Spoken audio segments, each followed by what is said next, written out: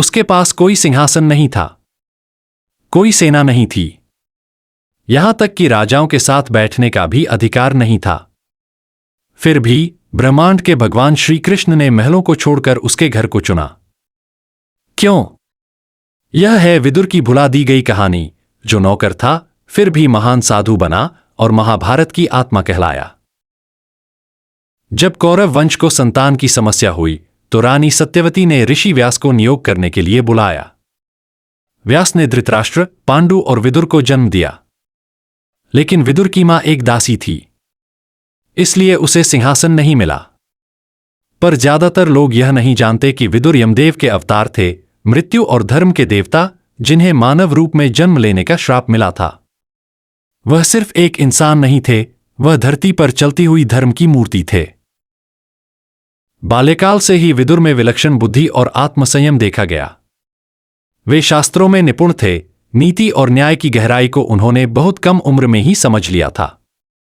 भीष्म पितामह तक उनकी सलाह को गंभीरता से लेते थे। उन्हें महल के भीतर सेवक माना गया, लेकिन राजधर्म के मामलों में उनकी वाणी अंतिम मानी जाती थी। विदुर राजसभा के सबसे बुद्धिमान और निडर सलाहकार बने। उन्होंने धृतराष्ट्र को हर गलत फैसले से पहले आगाह किया। उन्होंने दाव के खेल का विरोध किया, द्रौपदी के अपमान को रोकने की कोशिश की। उन्होंने कहा, जो पेड़ अन्याय की ओर झुका हो वह कभी शांति का फल नहीं दे सकता, सच बोलना अकेला रास्ता होता है। अनसुना और अपमानित होते हुए भी विदुर ने धैर्य नहीं खोया। उनका एकमात्र प्यार था धर्म।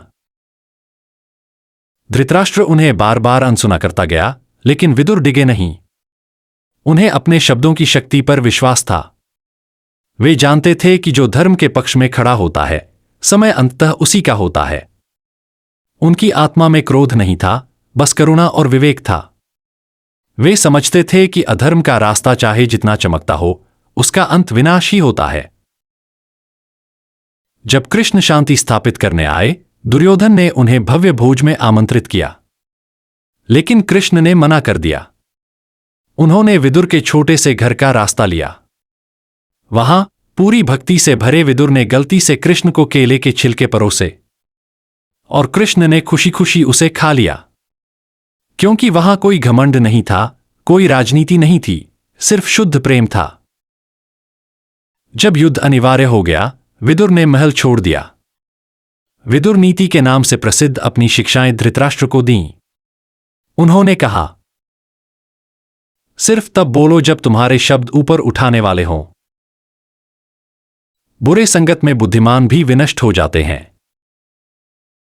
नेता को न्यायप्रिय होना चाहिए, लोकप्रिय नहीं। यह शिक्षाएं आज भी भारत की राजनीति और दर्शन में गूंजती हैं।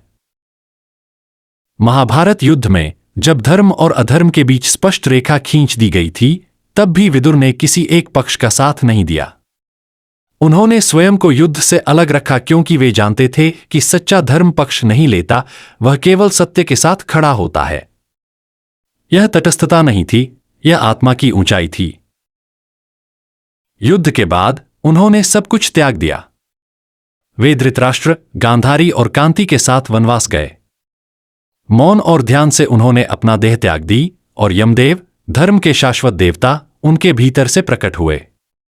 उनका कर्म पूर्ण हुआ।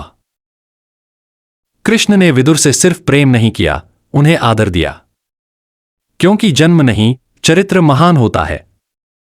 विदुर को सिंहासन की जरूरत नहीं थी। उनके पास था स्पष्ट दृष्टि जब राजाओं के मन भ्रमित थे। वे साहसी थे जब योद्धा चुप थे। वे शांति में थे जब राज्य जल रहे थे। एक दुनिया जहां सब ताकत की दौड़ में थे, विदुर ने सच का सच्चा उदाहरण दिया। विदुर ने कभी सेना नहीं चलाई, कभी राज्य नहीं संभाला, लेकिन उन्होंने सबसे कठिन चीज पर शासन किया, अपने मन पर। उनकी कहानी हमें याद दिलाती है, महानता शक्ति से नहीं, धर्म से आती है। अगर यह कहानी आपके दिल को छू गई हो तो इसे साझा करें। विदुर का नाम फिर से उठे, नौकर नहीं, साधु के रूप में।